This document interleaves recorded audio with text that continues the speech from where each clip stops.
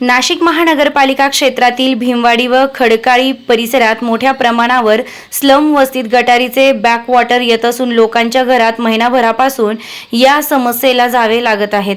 गटारीच्या पाण्यामुळे तुंबलेल्या घरातच गरिबांना राहावं लागतंय। त्यामुळे या परिसरातील नागरिकांना अतिशय गंभीर अवस्थेत जीवन जगावं लागतंय। लहान लेकरांना त्या गटारीच्या पाण्यामध्ये झोपायचं, दिवसभर राहायचं, तिथंच खायचं, तिथं स्वयंपाक करायचा, अशा अवस्थेत रोगराईचा सामना करावा लागतोय। गेल्या महिनाभर या परिस्थितीत ही लोक असून कोट्यावधी रुपयांची विकास कामे दाखवून शहरभर चांगले रस्ते फोडून नवीन खड्डे करण्याचं पाप स्मार्ट सिटी व महानगरपालिका व आमदार निधीतून होतंय। कोणाचाच पायपूस कोणाला नाही। महापालिकेत बेबंदशाही माजली आहे। या भागातील हा गटारीच्या पाण्याचा प्रश्न आणि रस्त्यांचे प्रश्न जो सुटले नाहीत तर नाशिककरांच्या तीव्र संतापाला महापालिका अधिकाऱ्यांना सामोरे जावे लागेल, हा इशारा मी देत आहोत। येथे होत असलेल्या या भागातील सर्वच PWD व महानगरपालिका यांच्या कामाची सखोल चौकशी व्हावी व संबंधितांवर या निकृष्ट कामकाजाच्या बाबत शासन व्हावं, अशी मागणी रोकठोक पोलीस टाइम्स न्यूजशी बोलताना राजेंद्र बागुल काँग्रेसचे नेता नाशिक यांनी केली आहे। रोकठोक पोलीस टाइम्स न्यूजसाठी मुख्य संपादक योगेश घोलप, नाशिक। पाणीचा फोटो जमत तुम्ही या ठिकाणी भीमनगर या परिसरामध्ये चुकीचा ड्रेनेज पाईपचं काम केल्यामुळे घरामध्ये पाणी साचलेलं आहे। हे जवळजवळ गोट्याच्या वर पाणी आहे, गुडघ्यापर्यंत पाणी। या सर्वच घरांमध्ये अशीच परिस्थिती आहे। आज या ठिकाणी श्री राजेंद्र बागुल नाना हे पाहणी करण्यासाठी आले असता प्रशासकीय अधिकारी कोणीही उपलब्ध झालेला नाही। कॉन्ट्रॅक्टरचे लोक आलेत, परंतु ते सांगताय, एक कॉन्ट्रॅक्टर सांगताय आमच्या अखत्यारीतलं नाही आहे, दुसरे सांगताय आमची विभाग नाही आहे। कॉन्ट्रॅक्टरला प्रत्यक्ष बोलवलं असता कॉन्ट्रॅक्टर सांगतो आमदार निधीमधलं काम आहे आणि छाप पाडण्यासाठी सांगतात का आमदारने बाळासाहेब सानपांचं काम आहे। आता बाळासाहेब सानप हे आमदार आहे आणि दुसरे बाळासाहेब सानप कॉन्ट्रॅक्टर आहे, म्हणजे त्या नावाचं पण दबाव आणायचं काम करत आहे। अशा परिस्थितीने तर महानगरपालिकेचं काम चालू आहे। या ठिकाणी पूर्ण झोपडपट्टीतील भीमनगर परिसरातील हे सर्व रहिवासी याच प्रकारे पाण्यात राहतात। हे पूर्ण पाणी आहे इथं घरामध्ये। हे लोक बाहेर स्वयंपाक करून खात आहे, बाहेर स्वयंपाक करून खात आहे। बघा ही अशी परिस्थिती आहे, परंतु महानगरपालिकेचं प्रशासन कुठल्याही परिस्थितीत इकडं लक्ष देत नाही। श्री धारणकर साहेबांना 10 वेळेस श्री बागुल नानांनी फोन केला, परंतु उचलायला तयार नाहीत। सिटी इंजिनियर श्री धारणकर साहेबांना परत अग्रवाल साहेबांना पण फोन करून बघितला, ते पण उचलायला तयार नाही। या सगळं पूर्ण भीमनगर परिसरामध्ये हीच परिस्थिती आहे। या ठिकाणी पूर्ण चुकीचे ड्रेनेज पाईपलाईन केल्यामुळे इथे पूर्ण ड्रेनेज साचलेलं आहे ना। आता 2 घराचं बघितलं, ठीक आहे। हे इकडं पूर्ण गटर साचलेले आहे, ड्रेनेज चोकअप झालेलं आहे इथं। अशा परिस्थितीमध्ये महानगरपालिकेनं इकडं लक्ष देणं गरजेचं आहे, नाहीतर पावसाळ्यामध्ये प्रचंड रोगराईला सामोरं जावं लागेल।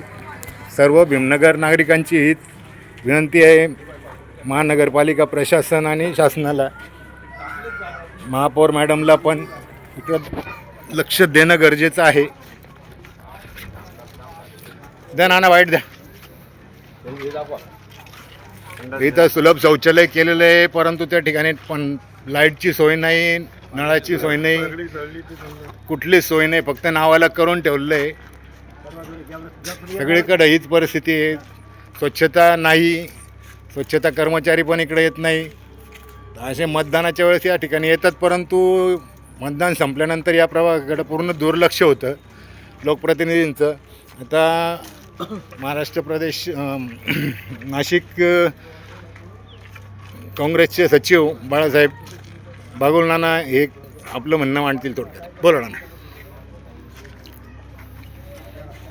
25,000 कोटी रुपयाचा जुमला करण्यात व्यस्त झालेले अधिकारी, मग ते सिटी इंजिनियर असो नाही तर इतर अधिकारी असो किंवा आयुक्त असो, गावाचा विकास करायला निघाले। गावात खूप मोठा विकास चालू आहे, अब्जावधी रुपये खर्च करतायत। अरे इथे गाव माहिती आहे का तुम्हाला कुठे?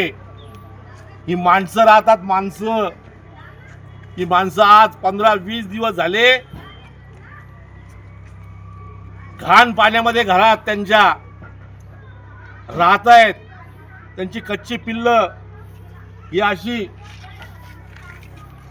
त्याच्यात जेवतायत, खातायत, आंघोळ करतायत, त्यांना तिथे स्वयंपाक करायला जागा नाहीये, झोपायला जागा नाहीये.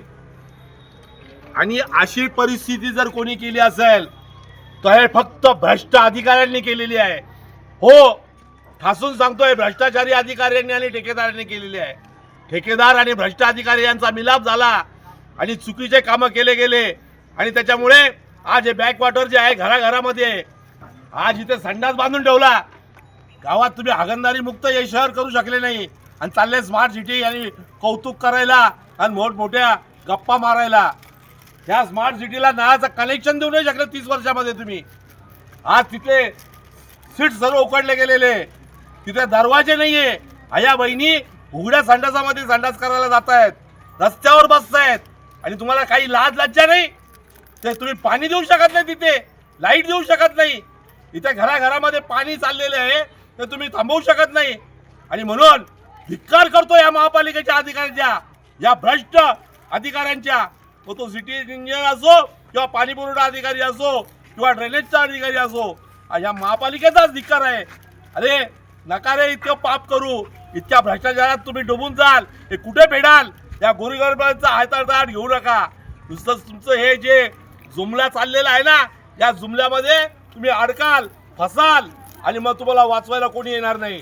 ताबडतोब जर या घरांमधलं जर पाणी आज जर निचरा झालं नाही या 4 दिवसात, तर इथले अंडे भरून आम्ही तुम्हाला त्या अंड्याने तुम्हाला महापालिकेत आंघोळ घालावं, एवढं मात्र खरं आहे.